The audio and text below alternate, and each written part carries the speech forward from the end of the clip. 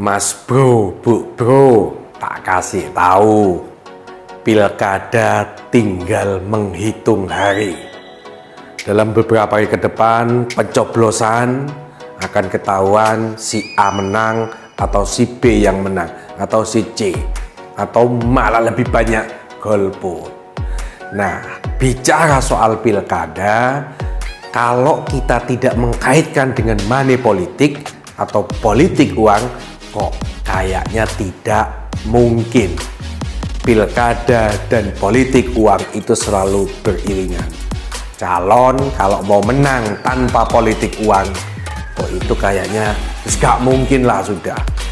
Hampir semua daerah-daerah yang mengadakan pilkada, pemilu legislatif, kalau mau menang harus nyebar duit. Nek gak nyebar duit, jangan berharap untuk bisa menang. Lah kok untuk menang? Untuk tiket partai saja, kalau tidak ada duit, kayak nggak mungkin. Tukang becak juga nggak mungkin percaya. Tukang sol sepatu juga nggak mungkin percaya. Wis pokoknya nek ngomong pilkada, ngomong politik, kudu ono duit. Nah, yang menjadi pertanyaan, apakah politik uang itu boleh? Apakah penyebar money politik bisa dihukum? Saya jawab, politik uang dilarang oleh hukum atau dilarang oleh undang-undang. Yang ngasih, yang menerima sama-sama bisa kena hukuman. Hati-hati. Tetapi memang jarang sekali ada kasus politik uang diproses. Namun bukan berarti tidak ada yang kena. Ini saya bacakan. Bahkan kemarin ada kasus bagi-bagi sembako, stiker ono gambare calon, mereka kan tak kei sembako, pilih si A, pilih si B, akhirnya kena hukuman, divonis 3 tahun. Kasus ini di Cianjur. Ya, pengadilan negeri Cianjur menjatuhkan vonis 3 tahun penjara terhadap SS, iki inisial duduk sabu-sabu, inisial SS terdakwa kasus pelanggaran pemilu. Nah, ini berita dari tempo.co.id.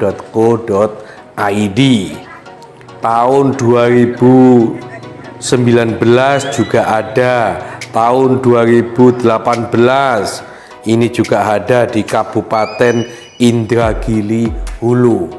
Jadi kalau ada yang mengatakan, oh tenang ayo menerima duit money politik, yo ojo enak-enakan.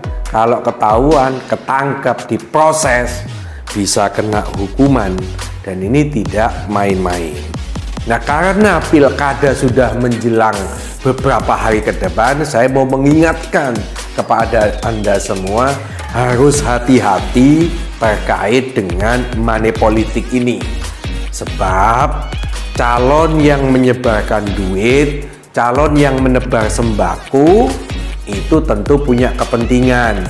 Tidak mungkin modalnya nanti bisa balik, atau tidak mungkin dia bisa bekerja maksimal untuk rakyat kalau dia sudah habis puluhan miliar, apalagi sampai ratusan miliar. Tentu kalau dia menjabat, dilantik, pikiran pertamanya adalah mengembalikan modal dulu.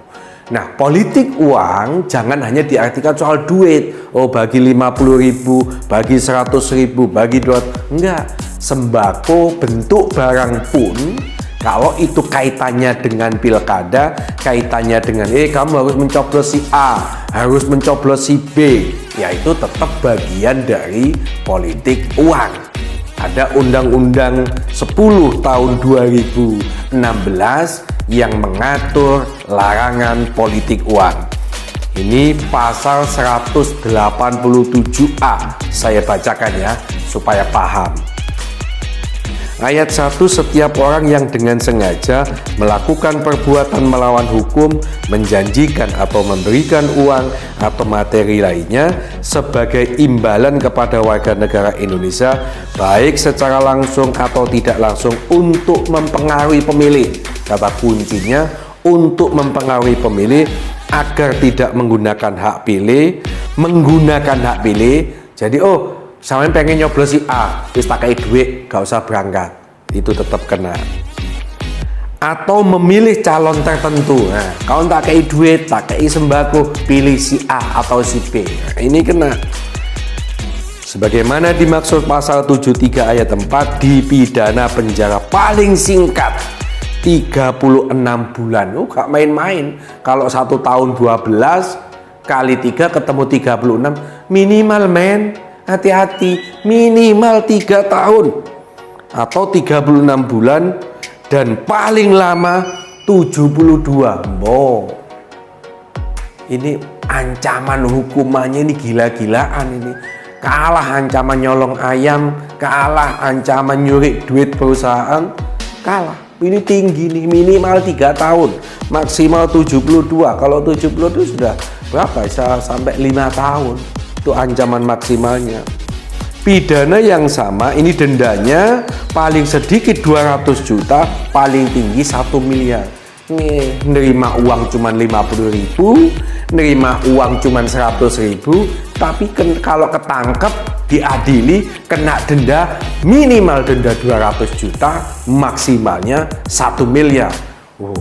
Iki gak main-main. Sopo sing gelem nerima resiko.